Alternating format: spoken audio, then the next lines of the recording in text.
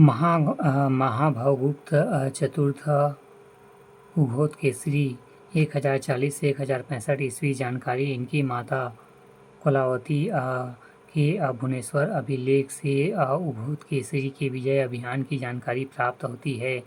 समकालीन शासक चोल वंशीय राजाधिराज प्रथम विशेष इन्होंने कौशल और उत्कल दोनों क्षेत्रों पर शासन किया। महाशिव गुप्त चतुर्थ जन्मे उपाधि तिक्लाधिपति युद्ध। छिदकनाग वंशीय शासक सोमेश्वर देव से जन्मे का युद्ध हुआ। रणकेसरी अंतिम शासक अभिलेख रत्नगिरी अभिलेख। विशेष गंगवंशीय शासक अनंतवर्मन एवं चोड़गंग के उत्कल क्षेत्र से एवं कलचुरी नरेश जाजलदेव प्रथम ने कौशल क्षेत्र से सोमवंश के शासकों का शासन समाप्त किया। प्राचीन इतिहास क्षेत्र या राजवंशीय स्थापत्य।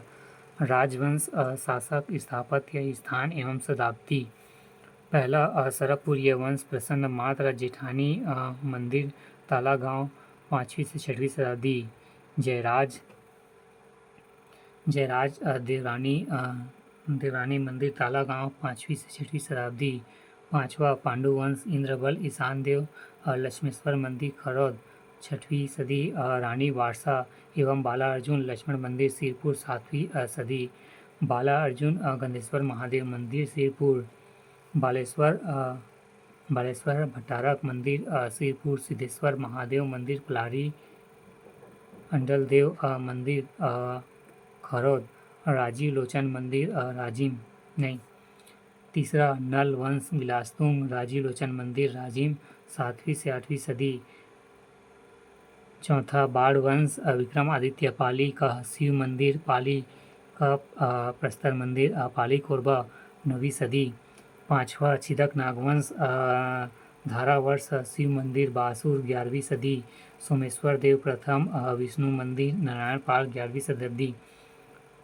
छठवां फड़ी नागवंश गोपाल देव व लक्ष्मण देव राय भोरम देव मंदिर चौरग राम कवर्धा 11वीं सदी। रामचंद्र देव मड़वा एवं महल छपरी ग्राम 14वीं सदी। छेरकी महल चौरग राम 14वीं सदी। सातवां सोमवंश कर्णराज खड़ेश्वर महादेव मंदिर सिहावा 12वीं सदी। राम मंदिर कांकेर 12वीं सदी।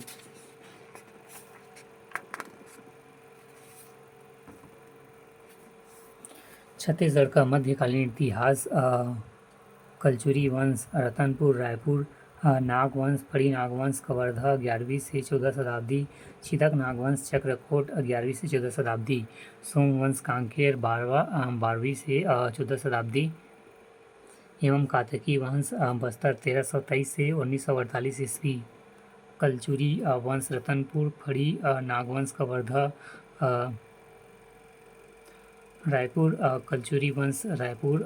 सोमवंश कांकेर। कातकीय वंश बस्तर चक्रकोट ब्रह्मकोट छिदक नागवंश। कलचुरियों की ऐतिहासिक पृष्ठभूमि।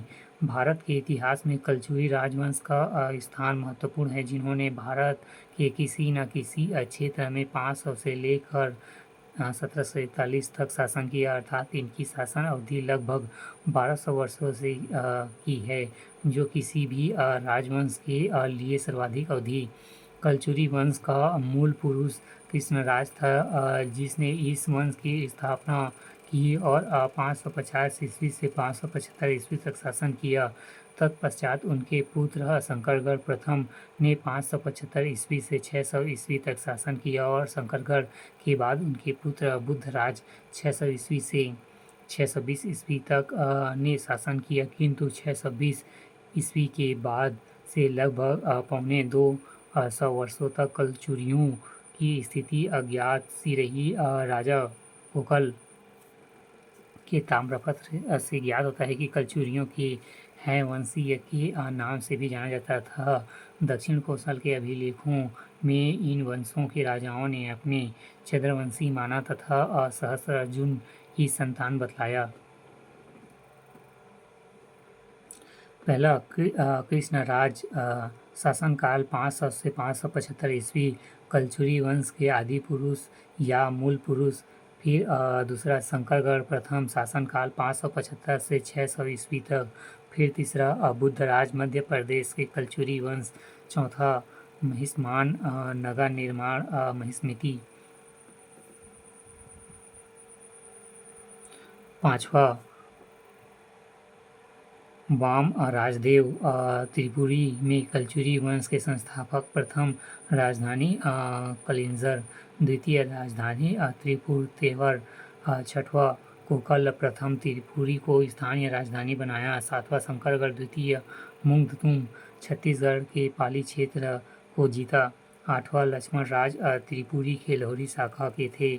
नौवां कोकल देव द्वितीय। 10वां कलिंग राज 1000 ईस्वी में पाली क्षेत्र को पुनः जीतकर कलचुरी वंश की स्थापना।